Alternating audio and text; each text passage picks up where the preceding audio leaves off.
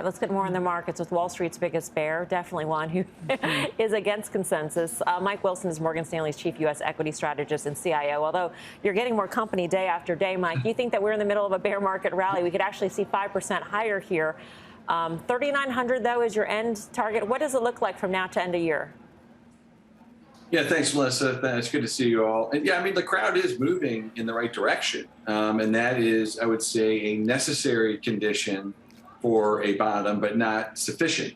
And what I mean by that is, the market is forward thinking. And so, valuations have come down in anticipation of two things: the Fed hiking, and then, of course, earnings revisions to the downside. I think, our bearish call this year, people agreed with the Fed part of it, but we're really pretty adamantly opposed to earnings risk. And I'd say the biggest change in the last 6 weeks is that now more clients are coming into the view that earnings got to come down. So this is the cat and mouse game. Multiples will lead again. So yes, I'm very much in the camp that this rally will fade, 4,200, maybe 4,300 if it can, go a couple more weeks. But fair value is about 3,800, which means in order to give me some upside, I've got to see it trade below that. And that's why we think we will trade sort of 3,400, 3,500 sometime in the third quarter. And then we would get aggressive at that level to be adding to risk. But, right here, the risk reward is poor. It's obviously worse than it was 2 weeks ago after this rally. Hey, Mike, it's Karen. Thanks so much for being on. So when you talk about earnings will fade, do you think that some of the high flyer ones versus some of the more value ones have more risk? Or have we seen with that big move down, is there an equal amount of risk?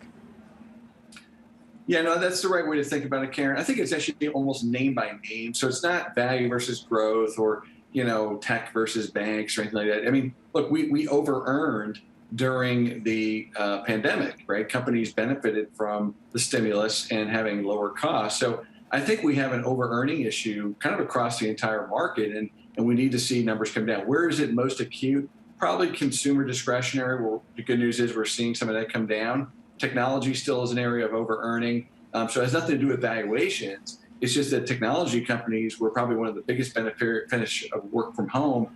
And so that's where the earnings risk is probably the greatest. But it's pretty broad. I mean, I could see it across a lot of sectors.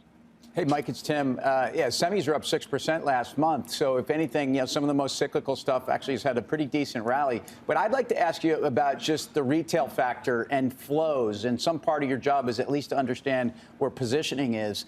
We had $80 billion come in through retail investors in the last 3 months, the same as the $80 billion that more or less came in the three previous months. As awful as it's felt, we actually haven't seen it. And that's actually bearish to me. We haven't seen any reversal of some of these flows. How do you feel about that?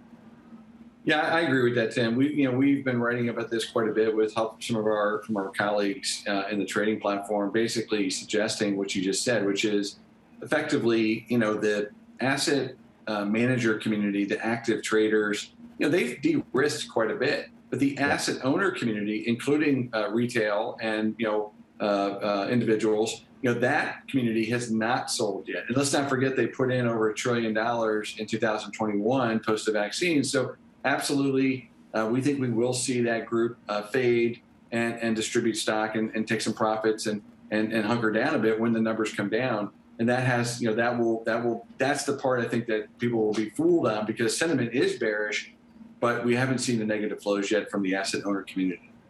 How should we think about valuations, Mike? A lot of people out there, they will cite a benchmark S&P forward PE ratio of 16 is something like the historic. But should we think about that as being a benchmark in that maybe we swung too far to the upside when times were good, and we should be expecting a swing to the downside on the other side?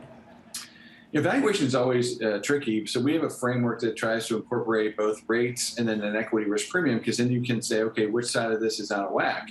And right now, I mean, obviously rates have gone up a lot this year, but we think rates are sort of fair at 275, 285, given what the Fed's doing and where the economy is. Where we think stocks are too expensive is in the equity risk premium. Today, after the rally last week or so, we're back below 300 basis points on an equity risk premium. We're at 285, and our fair value market multiple would imply 350 on equity risk premium, which would take your multiple down below 16 times. And I would argue, quite frankly, that if, given the risk in, geopolitics and the economy, there's a potential, recession next year, the equity risk premium should probably be closer to 400. And that would mean 14 and a half times, which is basically the overshoot we need to get you to 3,500. So we're pretty disciplined in that, but I'm not going to lie to anyone. I'm not going to pretend that we have precision on it, but that's the framework that tells us it's the risk reward's poor. Mike, it's great to see you. Thank you. Thank you. Mike Wilson of Morgan Stanley. Bono, and that means a haircut for a lot of stocks across the board. Even the ones that you think are defensive, none are at 4. I mean, I don't want to say none. Not many are 14 right now forward. No, aside from the builders, and I think there's macroeconomic risk there. I think we said it a few times. A few of the panelists have kind of mentioned, and you've had some guests mention that the home builders are trading in low single digits. Some of the banks are trading in high single digits. I think there are pockets. I mentioned Pfizer last week. That's trading around like a 9.5 or 10. I think there are distinct names, like you said. It's on a name-by-name basis where you are below that long-term average type of forward multiple. But yes, generally speaking, I think that we're just going to come down, both in terms of further multiple compression. We're at 17.5 times. He's mentioning perhaps 14 or 15 times.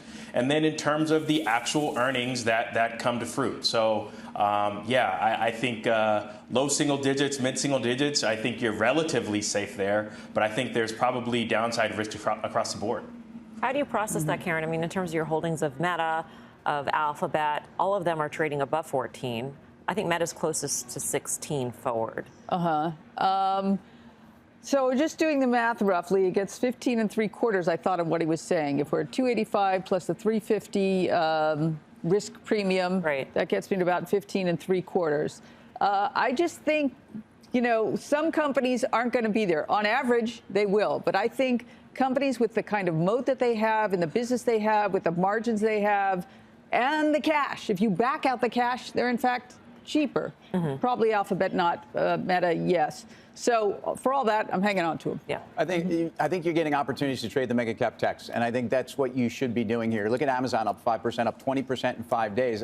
We have the stock split dynamic, I think, which, but again, a company that, relative to itself, not crazy expensive. That's the problem. My big problem is I need to see Apple at 125.